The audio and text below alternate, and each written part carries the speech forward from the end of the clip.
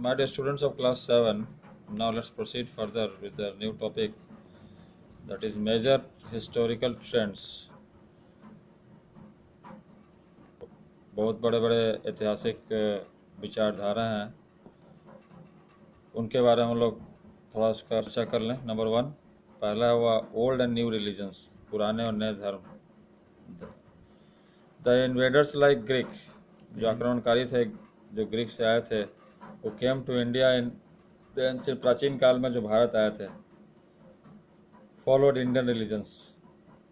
वो लोग आए तो भारतीय धर्म से हिंदुइज्म और Buddhism. The Indian culture and dresses, वो लोग यहाँ पर आए, ग्रीक लोग भारतीय धर्म को अपना लिए, भारत के संस्कृति को अपना लिए और वहाँ के ड्रेसेस को, पहनावे को अपना लिए। बट द टर्क्स लोग लेकिन टर्क्स जब आए, जैसे उसके बाद अफगान भी आए, मुगल्स भी आए, वो came to India during the medieval period. वो लोग मध्य काल में ये लोग आए, टर्क्स, अफगान से Mughals. Brought their own culture with and religion, वो लोग अपना संस्कृति और अपना धर्म लेकर आए, जिसको हम लोग इस्लाम के नाम से जानते हैं। इस्लाम वही लेकर यहाँ पर आए। इस्लाम स्प्रेड इन इंडिया, इस्लाम भारत में फैला। सिखिज्म न्यू रिलीजन, उसका सिखिज्म भी, सिख धर्म भी एक नए धर्म के रूप में भारत में जन्म लिया। उसके बाद क्रिश्चियनिटी भी, क्रिश्चियन धर्म भी भारत में फैला। Many changes took place in Hinduism, इसका प्रभाव जो है हमारे हिंदुइज्म पर, हिंदू धर्म पर पड़ा। हिंदू धर्म में बहुत से बदलाव आए, but it remained the major religious system which the Indian society was based on. लेकिन फिर भी इतना बदलाव आने के बाद हिंदुइज्म जो है बहुत बड़ा धार्मिक तंत्र भारत में रह गया, जिस पर कि आज भी हम लोग आधारित हैं।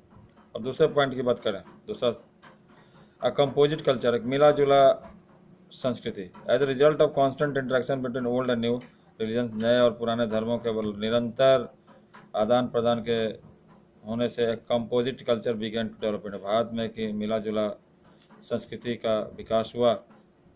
It reflected itself in language, और इस विकास को हम लोगों ने लैंग्वेज के रूप में देखा, भाषा के रूप में देखा, साहित्य के रूप में देखा, पेंटिंग के रूप में देखा, आर्किटेक्चर के रूप में देखा, और स्कल्पचर, मूर्ति कला के रूप में देखा। It is still an important feature of our heritage, ये हमारा धरोहर है, आज भी ये बहुत ही महत्वपूर्ण धरोहर है। Number 3, stable piece. स्टेबल जो इसी रूप में है। सम ऑफ द दिल्ली सल्तनत rulers and the great Mughals were able to provide stable peace for many centuries, वो लोग अपने शांति को बरकरार रखे, निरंतर उसी रूप में रखे कुछ शताब्दियों तक, बहुत से शताब्दियों तक। दिल्ली के सल्तनत, महान मुगल्स लोग भी। नंबर 4, सूफीज्म एंड द भक्ति मूवमेंट। उसके बाद सूफीज्म और भक्ति मूवमेंट की बात हम लोग कर लें। 2 ग्रेट रिलीजियस मूवमेंट्स, 2 बहुत ही महान धार्मिक आंदोलन हुए, जिसमें सूफीज्म और भक्ति आंदोलन भी का है, इसी युग में हुआ, दोनों एक साथ हुआ, develop during this period, that help in bringing about good understanding between Hinduism and Islam. उसके बाद इसी के माध्यम से, सूफीज्म और भक्ति मूवमेंट के आंदोलन के माध्यम से ही बहुत अच्छी समझदारी हम लोग समझ पाए हिंदुइज्म और इस्लाम के बारे में। Emphasis was placed on love, दोनों धर्मों में बस केवल इस पर जोर दिया गया, प्यार पे, भाईचारा पे, सहिष्णुता पे, और भगवान एक है। Social, economical and political changes, उसका सामाजिक, आर्थिक और राजनीतिक बदलाव भी है। As in the earlier ages our society was divided to many caste, पुराने काल में हमारा समाज जो थे, हम लोग जानते हैं कि बहुत से जातियों में बटी हुई थी, उपजातियों में बटी हुई थी, जिसको जाति कहते हैं। सम मोस्ट ऑफ जातिज had their own rules regarding marriage and behaviour of their members, उसमें ज़्यादातर लोगों को अपना अपना शादी का अपना अलग अलग तौर तरीके थे, बर्ताव था। In the villages the panchayat still settled disputes and collected taxes, गांव में आज भी उस समय भी पंचायत ही जो थे निपटारा करते थे झगड़ों का, और टैक्स कलेक्ट करते थे। There were a general decline in the status of women, लेकिन औरतों की जो स्थिति में और भी लगातार निरंतर कमी आती जा रही थी।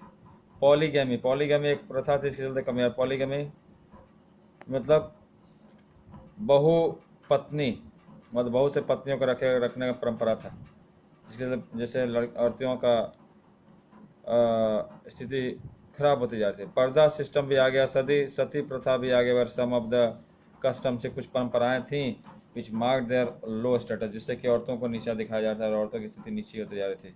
पर्दा के अंदर रहना, जब सती में मतलब जब उसके पति गुजर जाए तो पति के साथ पत्नी को भी मार देना या अपने स्वतः जान दे देना। There are many stories about fearless Rajput warriors, बहुत से कहानियां हैं निर्भीक राजपूत योद्धाओं के बारे में। In Sanskrit the word rajan means king and putra means son. The term Rajput included not only rulers but the members of a Hindu military caste claiming Kshatriya descent।